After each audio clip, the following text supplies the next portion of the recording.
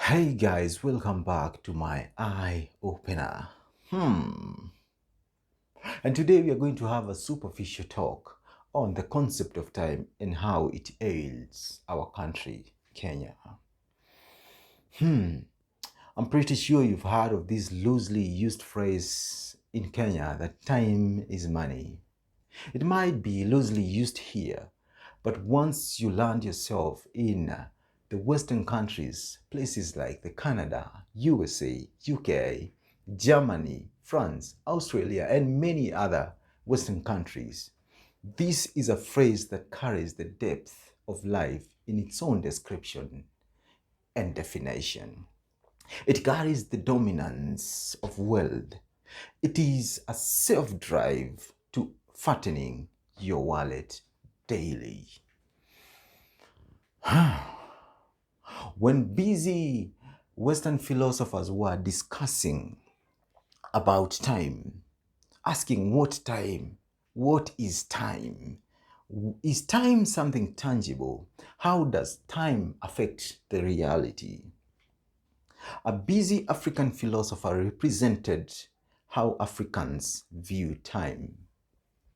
And his perspective of how Africans viewed time is not about keeping time. Rather, he said, Africans and time is about the events taking place. Let's put it in a simple way. You have a ratio slated for date 9th of a given month. And you're told this ratio is supposed to start at 10 a.m. And the day comes and you are there by 10 a.m. The D-Day is already there, but the rush starts at 3 p.m. According to this philosophy, you're not supposed to be angry because John Beatty, the African philosopher, represented the concept of Africans or the perspective of Africans with time by the event taking place. The event was supposed to take place at 10 a.m., but it started at 3 p.m. So long as the event takes place on 9th, there is nothing to worry about when it comes to the African time or perception of time. Do you know that these countries pay their labor hourly? Let's see how the Kenyan government and COTU affects us in this way. What is COTU in essence?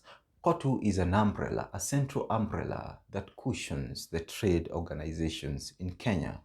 It helps in advocating and championing for the welfare rights and decent working environments for the workers. It has also been mandated to promote negotiation and engagement between workers, employers, and the government. It has been allowed to actively participate in political landscape so that it influences the policies affecting workers. But of how much influence and changes does COTU bring on the table each year? Francis Atwoli is the Secretary General for the last 4 terms. 4 terms translates to over 20 years because he's getting into the 5th term. How much tangible changes can we praise out of this central organization? Has he ever advocated for the hourly payment and valued payment for Kenyans? He's not for you. He's for the system. Let's argue it like this. If everybody was paid per hour, how shameful would the employer feel paying you 100 shillings per hour? It will be too much shame to bear. Let's do a very small scenario here. We have mtu wa mkono kwa mjengo. He gets 700 per day. and he goes to work for 9 hours or 10 hours. If he works for 9 hours, he gets 77 shillings. If he works for 10 hours, he gets 70 shillings per hour. That translates to around 16, 17,000 per month. That seems like good money, but it's not, according to the way things are.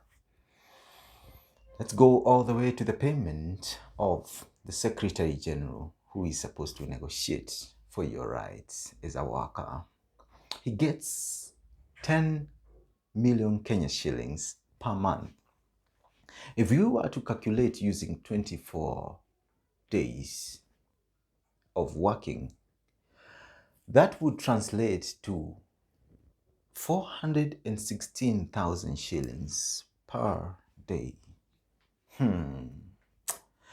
If we calculate using hourly payment, he would get 46,000 Kenya shillings per hour. He's the guy placed there to negotiate for you. He has his own fair cake, but he's not really into your business. Clap for him. That is where the contradiction of time is money comes to play when you think of the labor and remuneration in Kenya. Me Kikuyu. Go to the Western countries. They are ever thinking of how much will I lose this hour if I don't work. The concept of time and money. Adios.